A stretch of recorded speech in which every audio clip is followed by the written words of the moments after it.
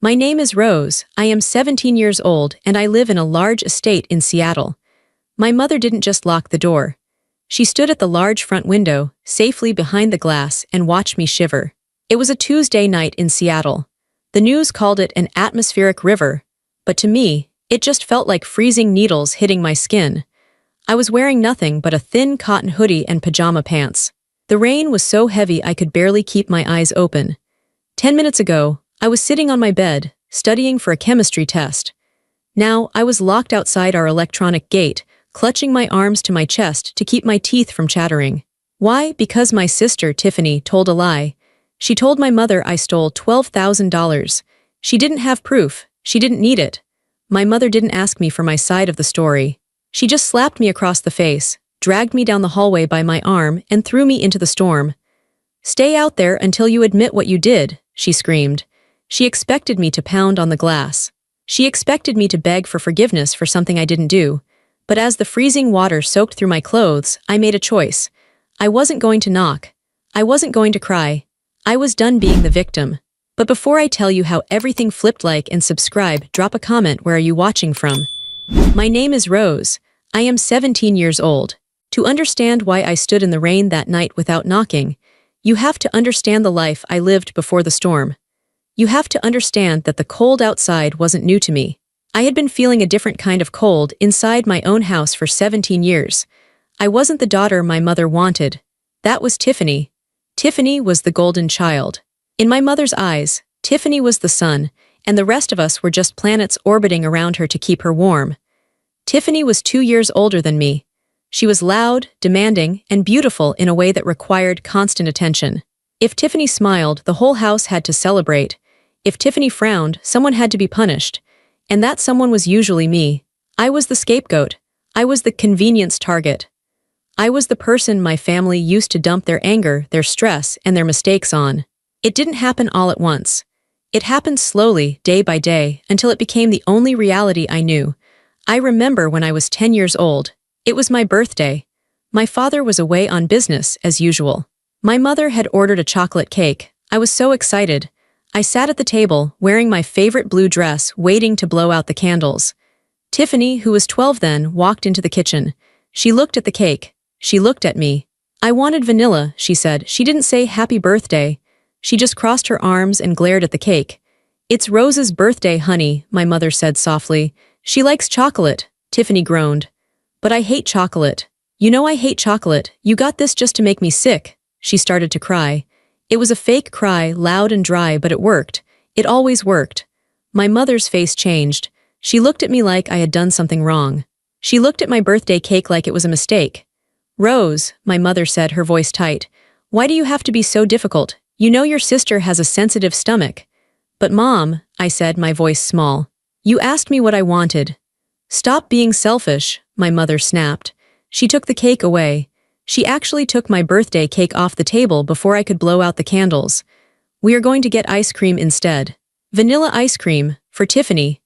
I spent my 10th birthday watching my sister eat a giant bowl of vanilla ice cream while I sat with nothing, feeling a lump in my throat so big I couldn't swallow.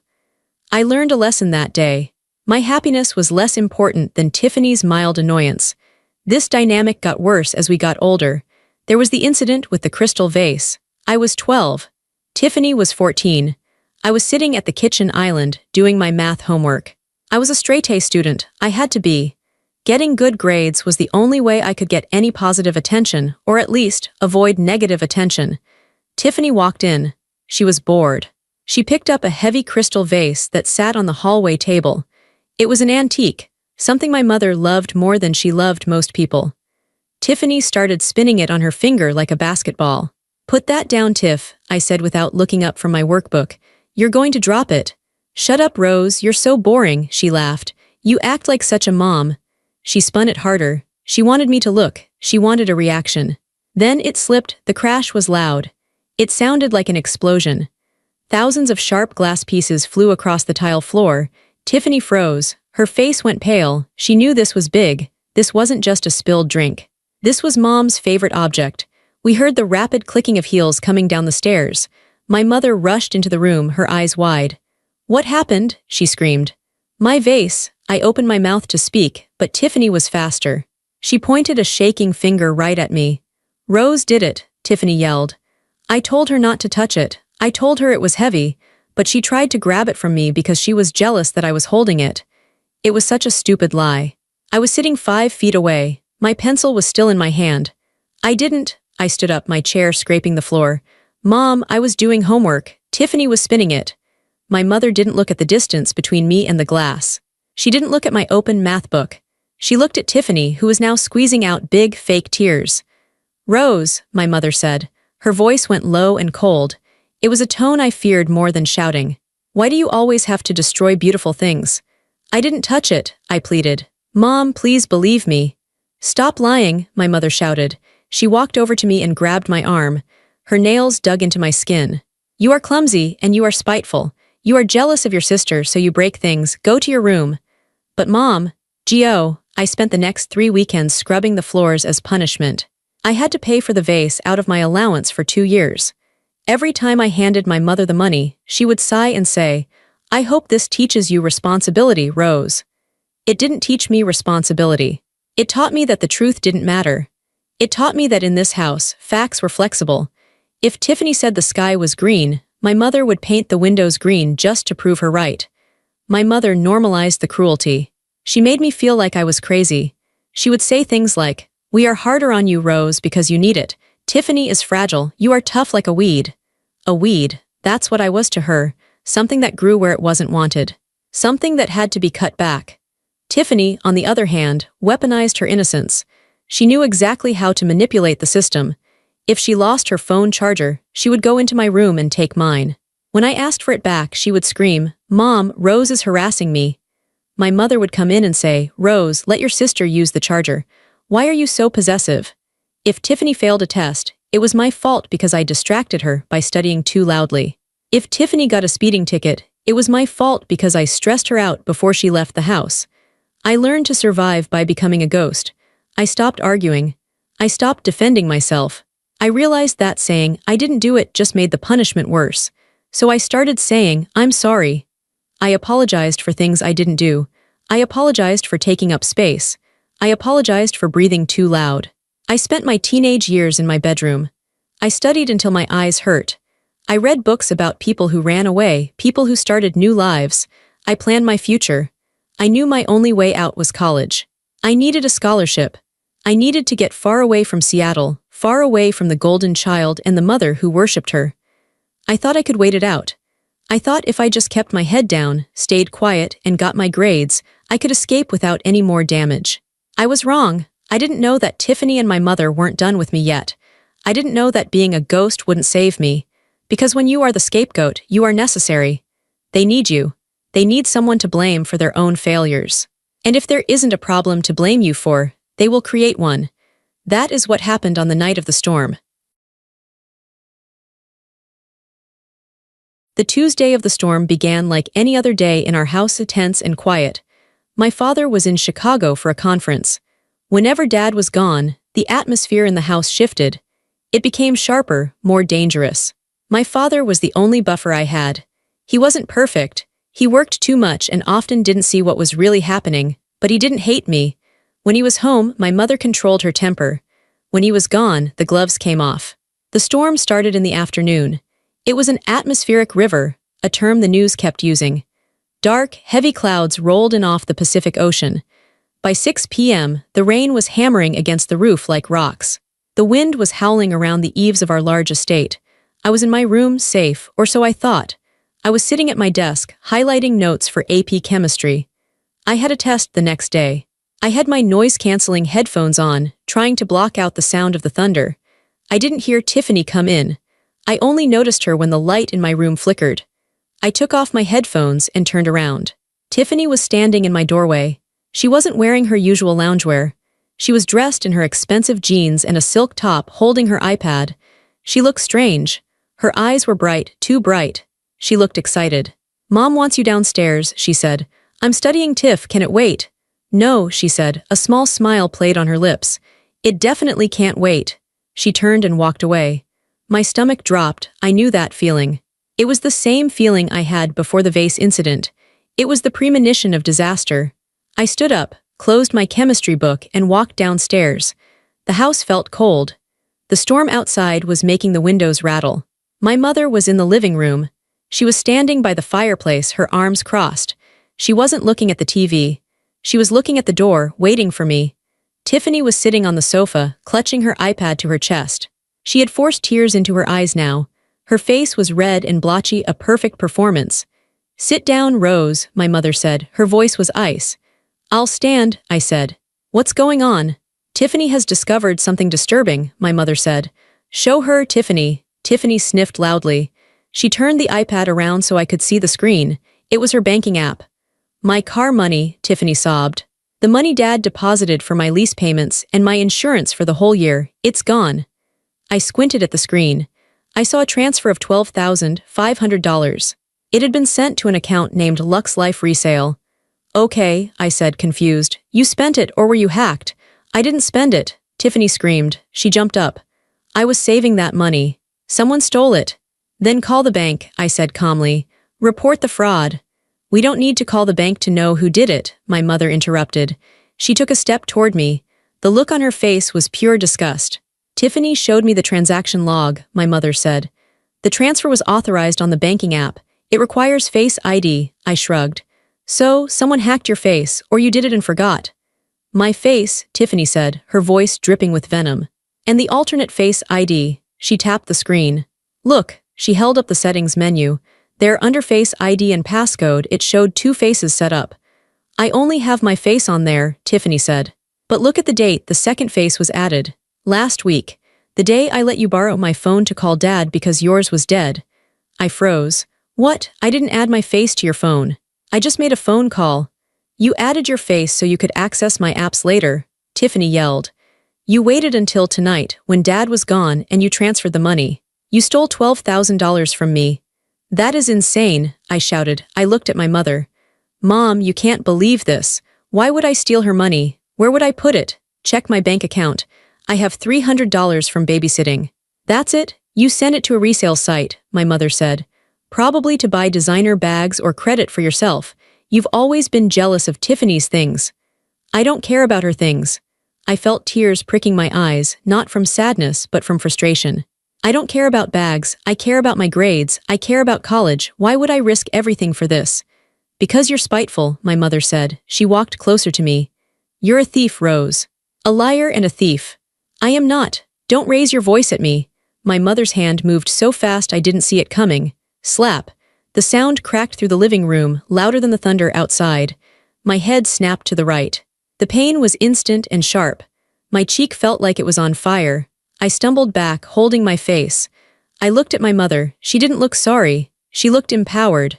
She looked like she had been wanting to do that for a long time. "You are a burden," she spat the words out.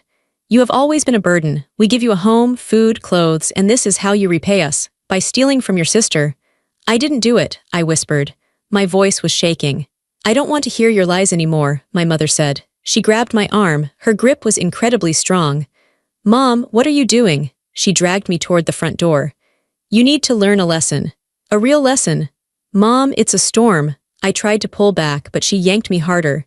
"It's freezing outside. I'm only wearing a hoodie." "You should have thought of that before you became a criminal," she said. Tiffany was watching from the couch. She wasn't crying anymore. She was watching with a look of pure satisfaction. She gave me a tiny wave. My mother unlocked the heavy front door. The wind roared into the hallway, spraying rain onto the expensive hardwood floors. "Get out," she screamed. "No, Mom, please." She shoved me. She used both hands and pushed me with all her strength. I flew backward. I slipped on the wet porch tiles and fell hard onto the concrete steps. The rain hit me instantly, cold, heavy, and shocking. I scrambled to stand up, turning back to the door. "Mom," I screamed. My mother stood in the doorway, dry and warm. "Don't come back in until you are ready to confess," she said. "And if you break anything out here, I'll call the police." She slammed the door. I heard the heavy thud of the deadbolt sliding into place, then the electronic beep-beep of the security alarm engaging. I stood there, stunned. The rain soaked my hair in seconds. My thin pajama pants stuck to my legs. The wind cut through my hoodie like it wasn't even there. I was locked out. I walked up to the glass panel beside the door. I could see into the living room. My mother was walking back to the couch. She picked up her wine glass. She took a sip. She said something to Tiffany, and Tiffany laughed. They weren't worried. They weren't checking the window. They were celebrating. I stood in the storm, shivering, and for the first time in my life, I realized the truth. This wasn't a punishment. This was an eviction. They had thrown me away like trash. And as the cold water ran down my back, I knew one thing. I was never going to let them do this to me again. The cold hit me instantly. It wasn't just cold, it was a physical shock.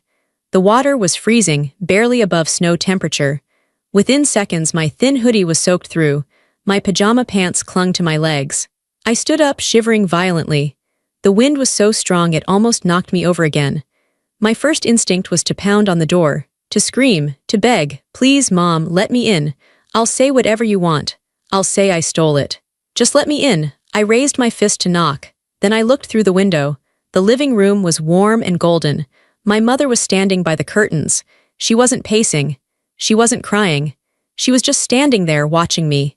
She had a glass of wine in her hand. She looked satisfied. She was waiting for me to break. She wanted to see me on my knees in the mud. She wanted me to crawl. She wanted to prove that she had total power over me, that my life only existed because she allowed it. I looked at Tiffany. She was back on her phone, typing rapidly, smiling. She wasn't upset about the lost money. She was happy. Something inside me snapped, but it didn't break, it hardened. It was a sudden clarity.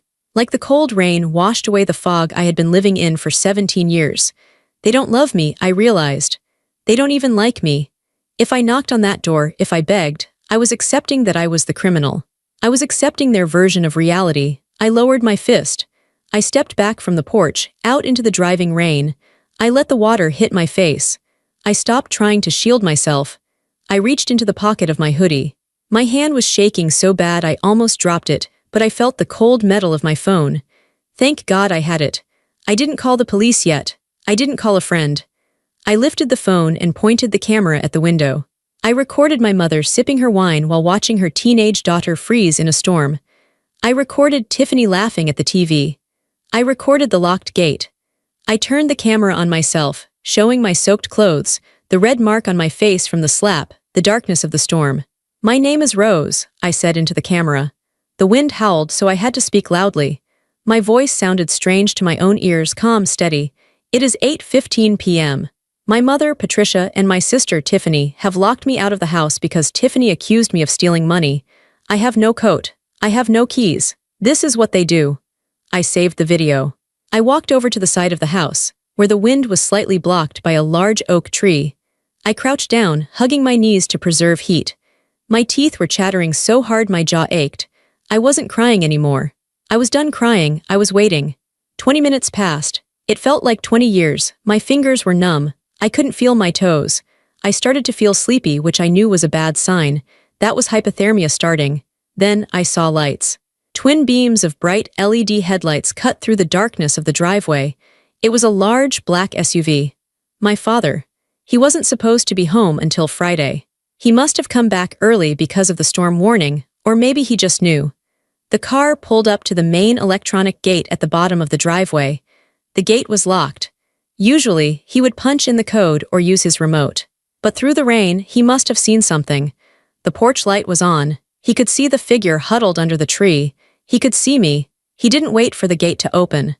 I heard the engine roar. He didn't use the code. He swerved the massive SUV off the driveway, driving straight onto the manicured front lawn. Mud flew everywhere. He drove right through my mother's prize-winning rose bushes, crushing the wooden trellis. He didn't care. He drove the car right up to the front porch, tires tearing up the grass, and slammed on the brakes. The driver's door flew open. My dad jumped out. He wasn't wearing a raincoat. He was in his business suit. He ran toward me. "Rose," he screamed. It was a sound of pure panic. He reached me and scooped me up off the wet ground. His hands were warm. "Oh my God, Rose, you're freezing." "Dad," I whispered. My voice was gone. He ripped off his suit jacket and wrapped it around me. He pulled me against his chest. He was shaking, but not from the cold. He was shaking with rage. "Who did this?" he asked, though he already knew. "How long have you been out here?" "Since the fight," I said. "Mom locked the door." He looked at the front door. Through the window, I saw my mother's face. She looked terrified. She had seen the car drive through the garden. She was unlocking the door now, trying to open it. David, she called out, opening the door. She put on a fake smile, acting confused. David, what are you doing? Why did you drive on the lawn? My father didn't answer her. He kept his arm around me, holding me up because my legs were too weak to walk properly. He guided me up the steps. David, she was having a tantrum, my mother said, stepping back as we approached. She stole money, David. I had to punish her. My father walked past her like she didn't exist. He kicked the door shut behind us with a slam that shook the walls. The warmth of the house hit me, and I started shivering violently as my body tried to warm up. Get towels, my father barked at my mother. But David, get towels, he roared. It was so loud that Tiffany jumped off the couch. I had never heard my father yell like that. He was a quiet man, a gentle man. But looking at his face now, I saw something new. He wasn't just my dad anymore. He was a witness.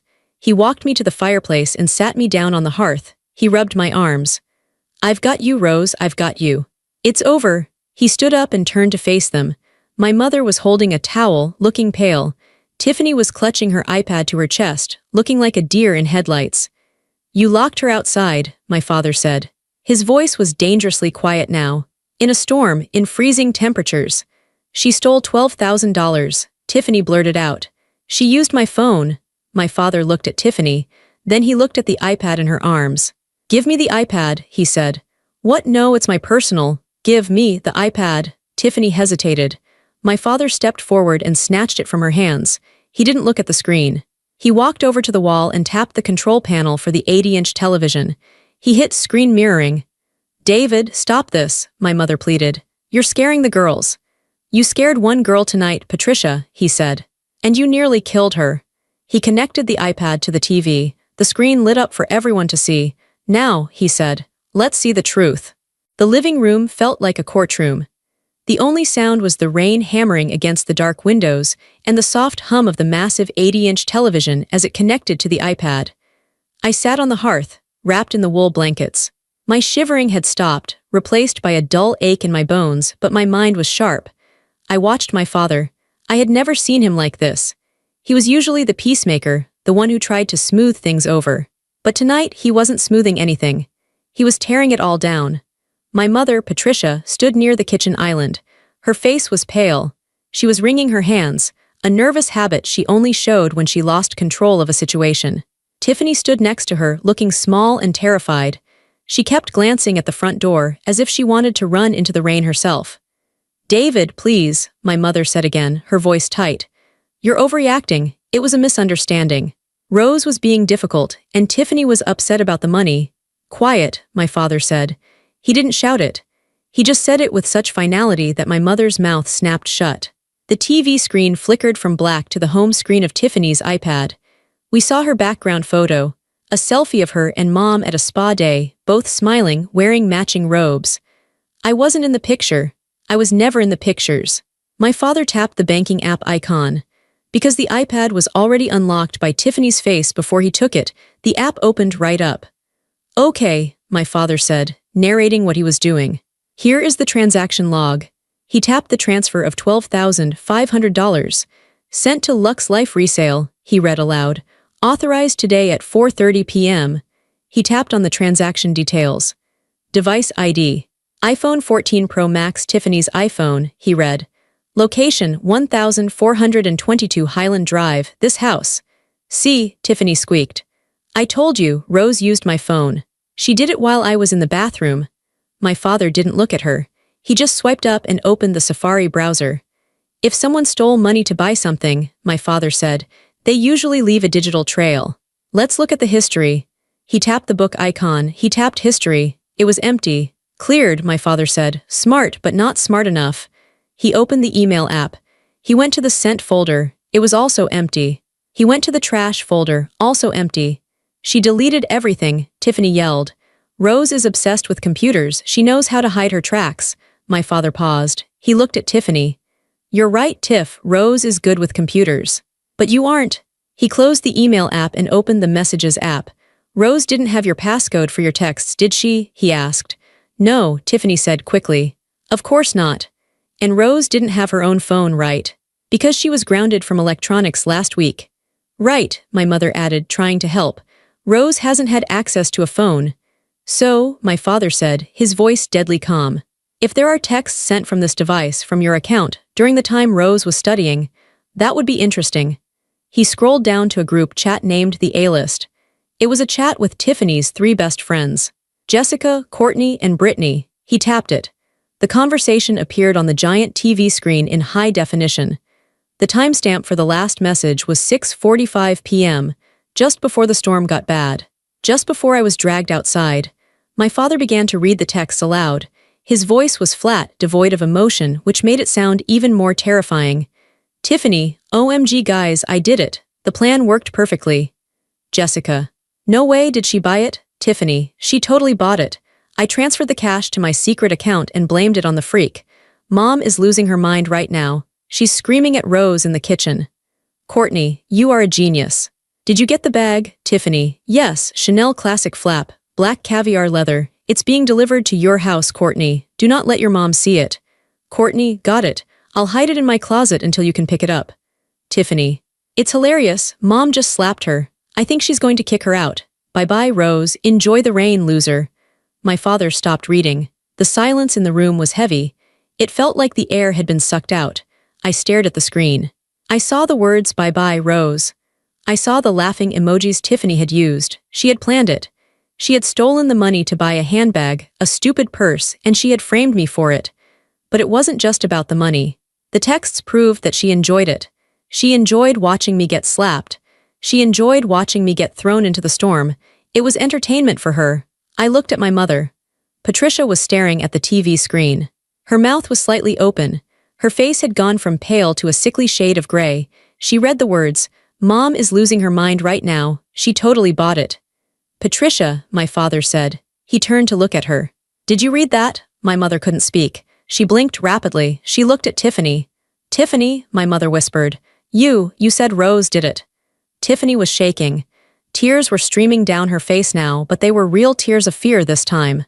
It was just a joke, Tiffany screamed. I was just joking with my friends. I didn't mean it. You transferred $12,000, my father said. You bought a Chanel bag. And you let your mother beat your sister and throw her into a storm. I didn't think Mom would actually lock her out. Tiffany sobbed. I just wanted Rose to get in trouble. She's always so perfect. She thinks she's so smart. So you almost killed her, my father said. David, stop saying that, my mother snapped. She was trying to regain control. She walked over to Tiffany and put a hand on her shoulder. She didn't kill anyone. It was a prank that went too far. Tiffany is just a child. She made a mistake. A mistake, my father laughed. It was a harsh, barking sound. A mistake is spilling milk, Patricia. A mistake is forgetting to take out the trash. This was calculated. This was malicious. And you, he pointed a finger at my mother. You fell for it. You were so eager to believe the worst about Rose that you didn't even check. You didn't look at the phone. You didn't ask a single question. You just hit her. I was stressed, my mother defended herself. You know how hard I work to keep this house running. I was upset about the money. You locked her outside, my father repeated. You watched her freezing through the window and you drank wine. I was teaching her a lesson. You were torturing her, my father said. He turned back to the screen. But we aren't done, he said. Because when I was looking for the email receipt for the bag, I saw something else in the recently deleted folder. He tapped the mail icon again. He opened the folder marked trash. He scrolled past the order confirmation for Lux Life resale. He scrolled past the shipping notification for the Chanel bag. He stopped at an email dated yesterday. What is this? My father asked. The subject line read, Urgent, Scholarship Acceptance, Rose Miller. My heart stopped. I sat up straight on the hearth, ignoring the pain in my cold limbs. Scholarship, I whispered. I had applied for the National STEM Initiative Summer Program. It was a full-ride scholarship to a pre-med program at Stanford. It was my dream. It was my ticket out of this house. I had been checking my email every day for weeks, but I never saw a response. I thought I had been rejected. My father tapped the email. It opened on the screen. Dear Rose, we are thrilled to inform you that you have been accepted into the National STEM Initiative with a full merit scholarship. I got in, I breathed. I felt a tear roll down my cheek. I actually got in. Yes, you did, my father said softly, but you never saw this email, did you? No, I said. I checked my inbox every day. It wasn't there. Because someone deleted it, my father said. He swiped to the next email in the trash folder. It was a sent email. It was sent from my email account, but I hadn't written it. To National STEM Initiative from Rose Miller. Subject: Ray, scholarship acceptance. Thank you for the offer. However, I have decided to decline the scholarship. I will not be attending. Please remove me from your list. I have other plans for my summer. My father read the email aloud. I felt like I had been punched in the stomach. I gasped for air. No, I cried out. No, I didn't send that. That's my dream. Why would I decline it? My father looked at Tiffany. Tiffany wasn't crying anymore. She was looking at the floor, biting her lip. You knew Rose's password, my father said to Tiffany. Because you used her laptop last week when yours was updating. She leaves it logged in, Tiffany shouted. It's her fault for not having better security. You declined her scholarship, my father said. His voice broke. He sounded like he was in physical pain. You tried to erase her future. She thinks she's better than me, Tiffany screamed. She stomped her foot. She's always talking about Stanford. She's always talking about becoming a doctor. She thinks she's so special just because she's smart. I didn't want her to go. If she goes to Stanford, everyone will talk about her. What about me? So you sabotaged her, my father said. I just wanted her to stay here, Tiffany yelled. I wanted her to stay here and be miserable like the rest of us. My mother stood there silent. She looked at the email on the screen. She looked at the scholarship offer. I didn't know, my mother whispered. I didn't know about the scholarship. Would it have mattered? My father asked her. If you knew she had a full ride to Stanford, would you have been happy for her? Or would you have been jealous that your golden child is failing algebra while Rose is getting into Ivy League programs? My mother didn't answer. Her silence was the answer. My father turned off the TV. The screen went black, but the truth was still hanging in the room, bright and burning. He walked over to me. He sat down on the hearth next to me and put his arm around my shoulders. He squeezed me tight. I will fix this, he told me. I will call the program director personally. I will explain everything. You are going to that program, Rose, I promise you. I leaned my head on his wet shoulder. Thank you, Dad. He stood up again. He looked at his watch. Now, he said, it's time to deal with the rest of this. He pulled his phone out of his pocket. He dialed 3 numbers, 9-1-1. David, my mother screamed. What are you doing? I'm reporting a crime, he said calmly. You can't call the police on your own family. Watch me, he said. He put the phone to his ear. Yes, this is David Miller at 1422 Highland Drive. I need a sheriff immediately. I have a domestic situation. Yes, assault and grand larceny. He looked my mother dead in the eye as he spoke. And child endangerment. The wait for the sheriff was agonizing, but it was also the first time in my life I felt truly vindicated. My mother tried to argue. She tried to cry. She tried to bargain. David, hang up the phone, she had pleaded. We can handle this internally. We can send Tiffany to counseling. I'll apologize to Rose. Look, I'm sorry, Rose. I'm sorry I locked you out. I sat wrapped in my blankets, drinking a glass of water my father had fetched for me. I looked at my mother. Her apology felt like wet paper, flimsy and useless. You're only sorry because you got caught, I said quietly. That's not true, she insisted. I love you, Rose. No, you don't, I said. It wasn't an accusation, it was just a fact. You love Tiffany, you tolerate me, and tonight you didn't even tolerate me, you wanted to hurt me. I was teaching you. Stop, my father said. He was standing by the window, watching for the police lights. Don't say another word to her, Patricia, you've said enough. Tiffany was sitting on the stairs, sobbing into her hands. But even now, her sobs sounded selfish. She wasn't crying because she hurt me. She was crying because she was scared of what was going to happen to her. She was mourning her reputation, not our relationship. When the blue and red lights finally flashed through the front window, cutting through the rain, the reality of the situation settled over the house. My father opened the door. Sheriff Miller, no relation to us, walked in. He was a big man, wearing a wet raincoat and a wide-brimmed hat. He shook off the rain and looked around the room. David, the sheriff nodded. They knew each other from the Rotary Club. What's going on? Dispatch said assault. Yes, my father said. This is my daughter, Rose. He pointed to me. I was still looking rough, wet hair matting to my forehead, face pale, wrapped in blankets. She was locked outside in the storm for nearly an hour, my father said, by her mother and her sister. The sheriff looked at me, his eyes softened. Are you okay, miss? I'm cold, I said. But I'm okay. She was locked out, the sheriff repeated, looking at my mother. In this weather? It was a disciplinary measure, my mother said, stepping forward. She put on her lady of the manor voice. Sheriff, my daughter stole a large sum of money. I removed her from the house to protect the other occupants until she calmed down. That is a lie, my father said. We have evidence that the theft was fabricated by my other daughter, Tiffany, to frame Rose. And even if Rose had stolen money, throwing a minor out into a storm with no coat is not discipline. It's abuse. My father picked up the iPad. He showed the sheriff the screenshots he had taken of the group chat. He showed him the transaction logs. The sheriff read them. He frowned. He looked at Tiffany. You're Tiffany? He asked. Tiffany nodded, sniffling. Did you send these texts? I was joking, she whispered. Falsely reporting a crime is not a joke, the sheriff said sternly. Theft is not a joke. Then my father spoke up again. There's something else, Sheriff. Something that isn't a crime in the penal code maybe, but it shows the intent. My father pulled up the screenshot of the deleted scholarship email. Rose won a full scholarship to Stanford, my father said. His voice was thick with emotion. Tiffany hacked into her account and declined it. She tried to ruin Rose's entire future just out of spite. The sheriff looked at the email. He looked at the rejection response sent from my account. He shook his head in disbelief. That's cold, he muttered. That is truly cold. He turned to my mother. And you, ma'am. You participated in this. I didn't know about the email, my mother cried. I just thought she stole the money. I have a right to discipline my child in my own house. Actually, my father interrupted. You don't. My father walked over to the side table where the mail was kept. He opened a drawer and pulled out a thick leather folder. I recognized it. It was the family trust document. This house, my father said, holding up the folder, is held in a trust. My parents built this estate. When they passed, they left it to me, and eventually to my children. He opened the document to a flagged page. Patricia, you are a beneficiary of the trust by marriage, my father said. But do you remember the safety and conduct clause my father insisted on? My mother went white. She knew it.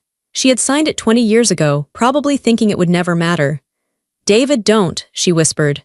Read it, my father said, handing the document to the sheriff. He pointed to paragraph 4, section B. The sheriff put on his reading glasses. Any beneficiary, the sheriff read aloud, who is found to have committed an act of physical violence, endangerment, or malicious harm against a lineal descendant of the grantor, that's the grandfather, shall immediately forfeit their right to reside on the property. The sheriff looked up. It says here, the sheriff continued, that the trustee, that's you, David, has the authority to remove the offending party immediately to ensure the safety of the lineal descendant. Rose is the lineal descendant, my father said. My father adored her. He wrote this clause to protect the kids. He didn't trust everyone who might marry into the family. My father looked at my mother. His eyes were sad, but they were firm.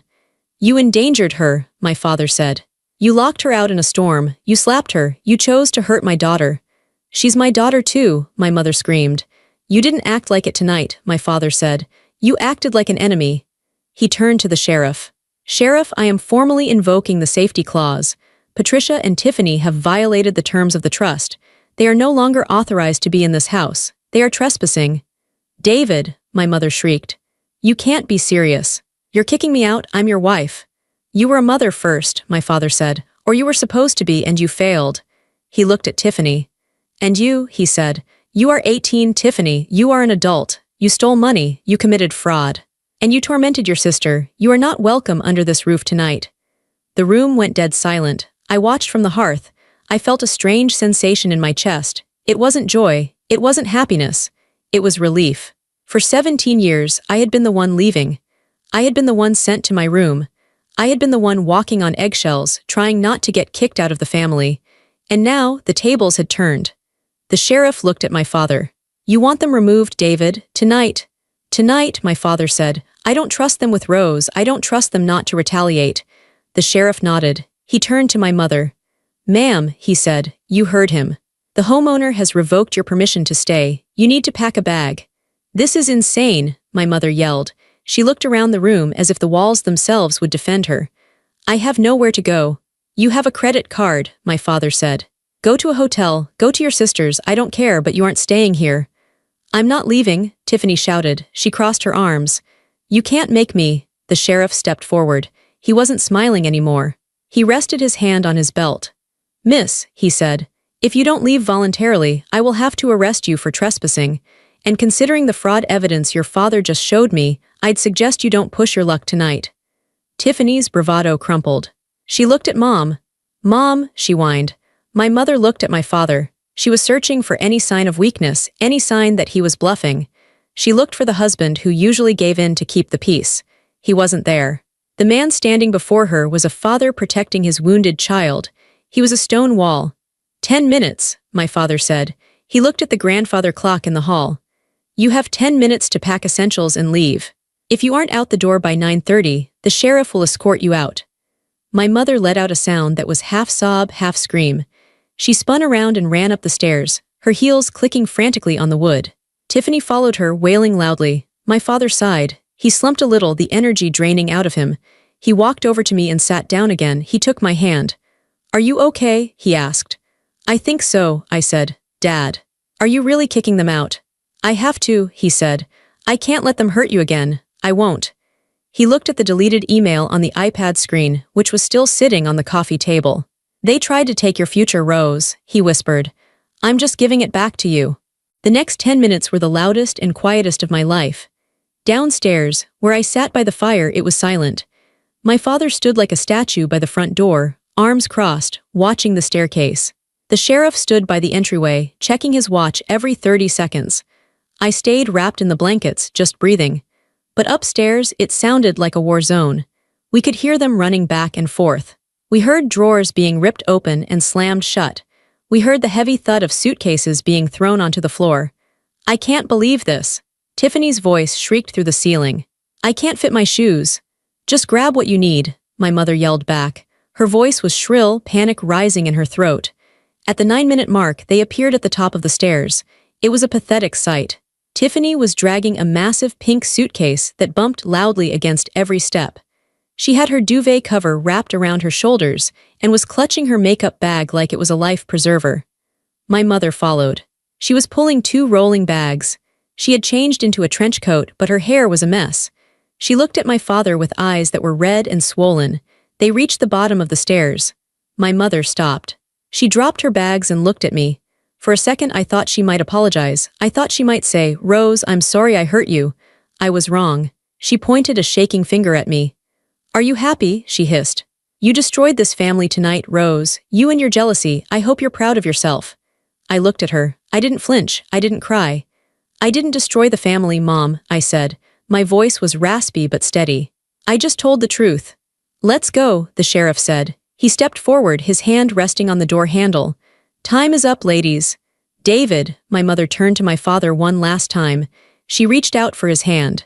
"David, honey, please, it's pouring rain. Where will we go?" My father didn't take her hand. He stepped back. "You have the platinum card," he said coldly. "The Four Seasons is 20 minutes away. They have valet parking. You won't get wet for long." "You are a monster," she spat at him.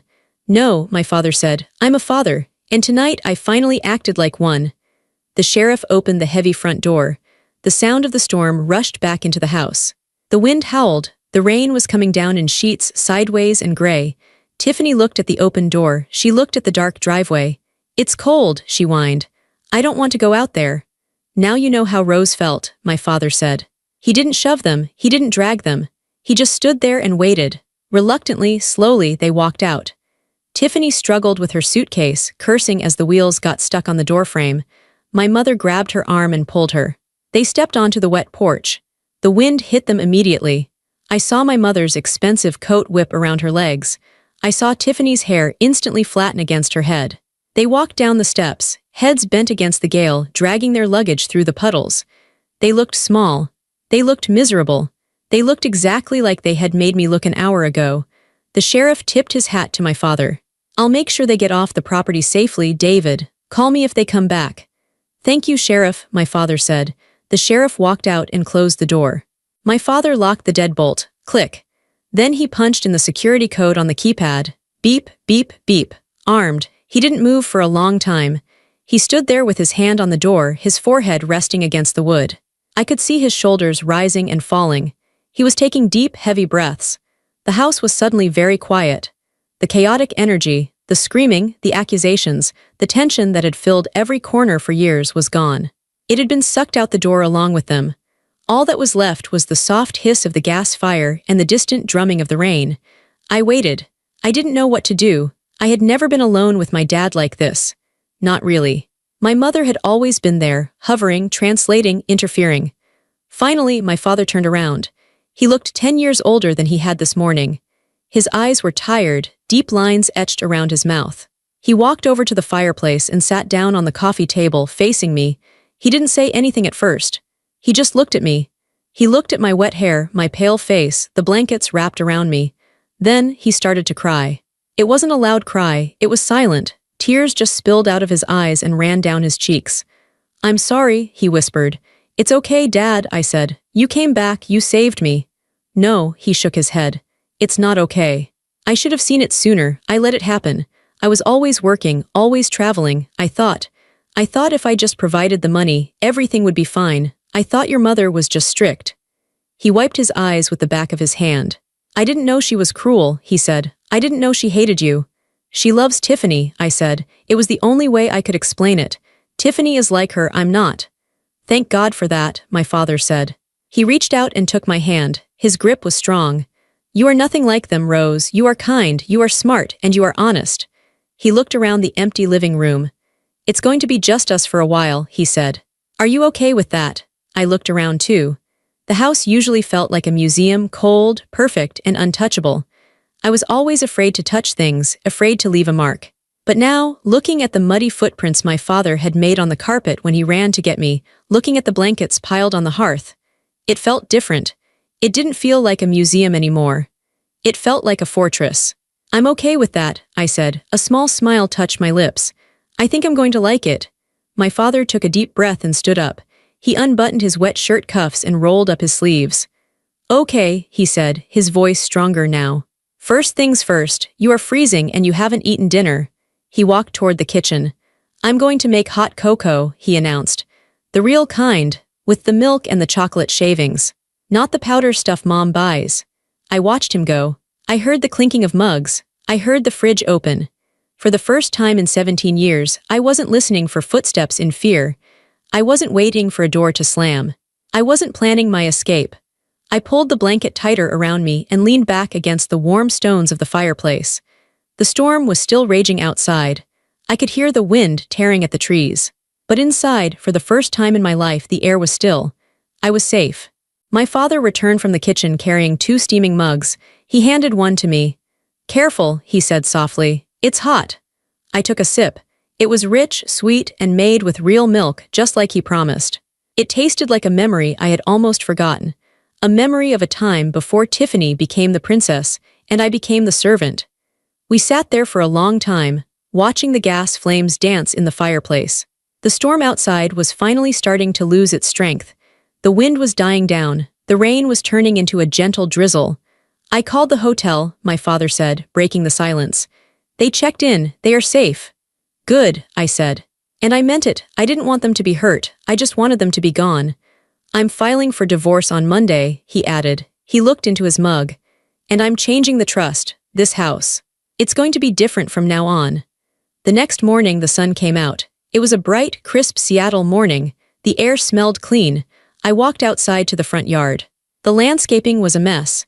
There were deep tire tracks in the mud, and my mother's prize roses were flattened where the SUV had driven through them. But I didn't care about the roses. I looked at the gate. It was open. My father came out onto the porch, holding his phone. He was smiling. "I just got off the phone with the director of the STEM initiative," he said. My heart hammered in my chest. "And I explained everything," he said. "I sent them the police report number regarding the fraud. They were horrified. They reinstated your acceptance immediately, Rose. You're going to Stanford this summer." I let out a breath I felt like I had been holding for years.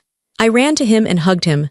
"Thank you," I whispered. "Thank you." The next few months were quiet. My mother and Tiffany tried to call, of course. They sent texts. They sent emails. My mother alternated between begging to come back and threatening to sue. Tiffany tried to guilt-trip me. But I didn't reply. I didn't have to. I realized then that true power isn't about screaming the loudest. It isn't about slapping people or locking them out in the cold. That's just bullying. True power is quiet. True power is knowing who you are and refusing to accept anything less than the truth. I had spent my whole life being the victim, the scapegoat, the one who broke. But that night in the storm, the part of me that was weak had frozen and fallen away. The girl who walked back into the house was different. I stood on the porch and looked at the broken garden. The flowers would grow back, the grass would be fixed. But the fear was gone for good. The storm outside had ended. And finally, the storm inside me had ended too.